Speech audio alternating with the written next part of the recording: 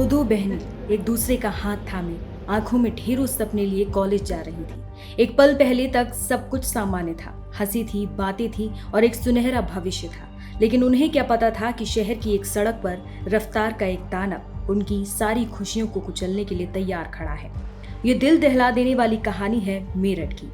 दोराला की रहने वाली मनीषा बीए सेकेंड ईयर की छात्रा अपनी छोटी बहन श्रुति के साथ आरजी कॉलेज जाने के लिए घर से निकली थी। 0 माइल चौराहे पर टेम्पो से उतरकर दोनों बहनें एक दूसरे का हाथ पकड़कर सड़क पार कर रही थी कि तभी रुड़की रोड से मौत बनकर आई एक तेज रफ्तार इलेक्ट्रिक बस ने मनीषा को अपनी चपेट में ले लिया। आंखों के सामने ये सब देख रही छोटी बहन श्रुति के तो होश ही उड़ गए। वो कुछ समझ पाती इससे पहले ही बस उसकी बड़ी बहन मनीषा को करीब 30 मीटर तक घसीटते हुए ले गई। एक पल में एक बहन की दुनिया दूसरी बहन की आंखों के सामने ही उजड़ गई।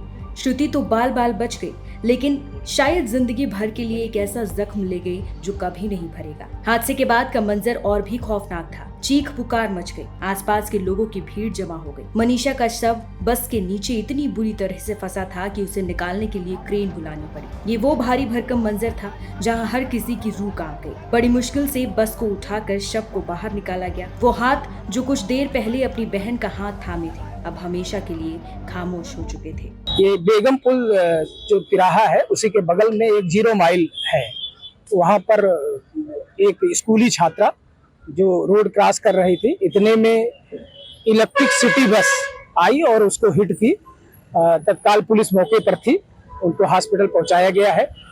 ड्राइवर और बस दोनों कब्जे में है और घर छात्रा के परिजन को सूचना दे दी गई है, मौके पर है वो, और उनसे विधिक कार्रवाई, अन्य जो विधिक कार्रवाई है वो प्रचलित। आरजी पीजी कॉलेज की छात्रा है।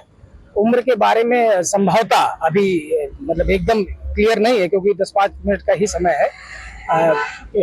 बीए की छात्रा थी। अन्य डिटेल आधे घंटे के अंदर मिल जाएगा, फिर आपके साथ शेयर करेंगे। पुलिस ने ड्राइवर को हिरासत में ले लिया है, बस को कब्जे में ले लिया है और शव को पोस्टमार्टम के लिए भेज दिया। ये सब कानूनी कार्रवाई है जो होती रहेगी, लेकिन उस माँ बाप का क्या जिन्होंने अपनी बेटी को पढ़ाया लिखाया और बड़े बड़े सपने देखे? उस बहन का क्या जिसकी आंखों के सामने उसकी दुनिया लुट गई? ये सिर्फ एक हादसा नहीं है, ये हमारे सिस्टम पर, हमारी सड़कों पर दौड़ती इस बेलगाम रफ्तार पर एक बहुत बड़ा और दर्दनाक सवाल है।